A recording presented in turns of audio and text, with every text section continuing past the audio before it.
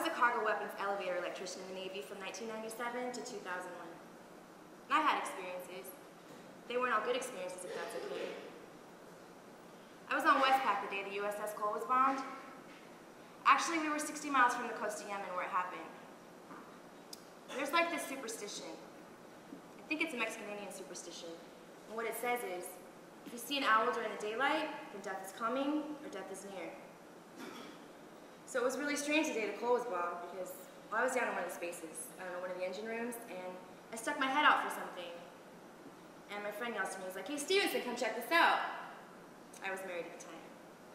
He's like, "Hey Stevenson, come check this out." So I go over there and check my head out the side of the ship, and it was just really, really strange because there was an owl, and it was perched on the side of the ship. It was so strange.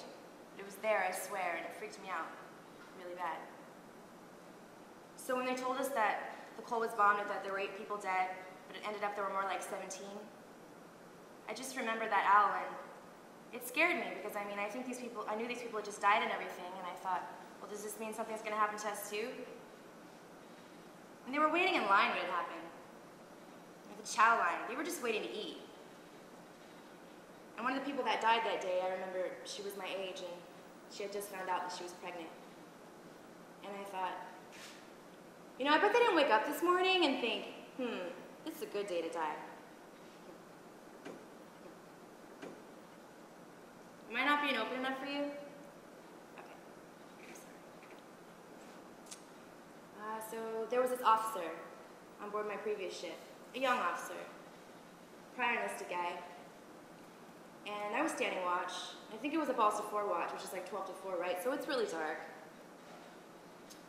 And I was smoking a cigarette on the side of the ship, in the vestibule alongside the ship, that's right. And he's walking up. And I'd seen him before, no big deal. And he says to me, well, he starts talking to me. And he says, "You know, Stevenson?" And I say, "What, sir?" And he says, "How you doing tonight?"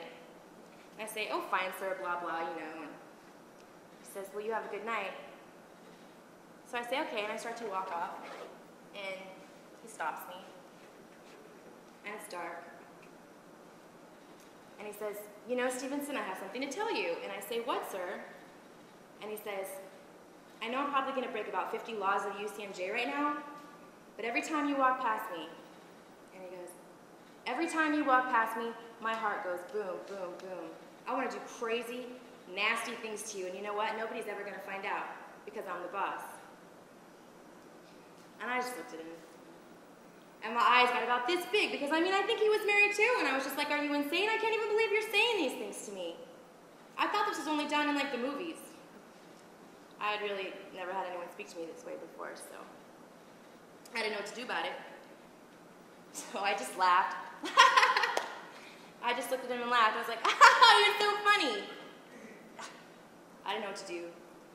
So I just said, "You have a good night, sir." And I went down to my berthing, and I told about 3 other females what had happened because, well, just in case, because I was afraid. Since I wasn't going to do that with him, he may try to retaliate. I didn't know. And after that, I never saluted him again, and he never said anything about it. Wow, I'm making this sound really horrible, but it really wasn't. I enjoyed my time on the Chancellorsville. You know, just the people I met on board that ship. For instance, the cooks would always make sure that, I don't know, if we were having burritos that day, that my tortillas were always fresh and hot.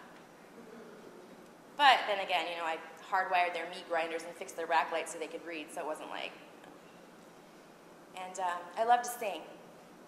I'm always singing. So we'd go out on the fantail at night, you know, the back of the ship that drags through the water. And I'd just kind of lean over the railing like this because I like to watch the ship cut through the water because the algae would glow. And then, my gosh, you haven't seen stars like the stars out to sea at night. They're so pretty. They're so pretty. So I stand out there with my guy friends because most of my friends were guys. I mean, I was one of maybe 30 women on board. I mean, the ship had just been fitted for females. And we'd just hang out and stand out there and talk about stuff, you know, whatever. It was just nice. I felt close to them. I had fun with those people. And I would sing to them. And they liked it.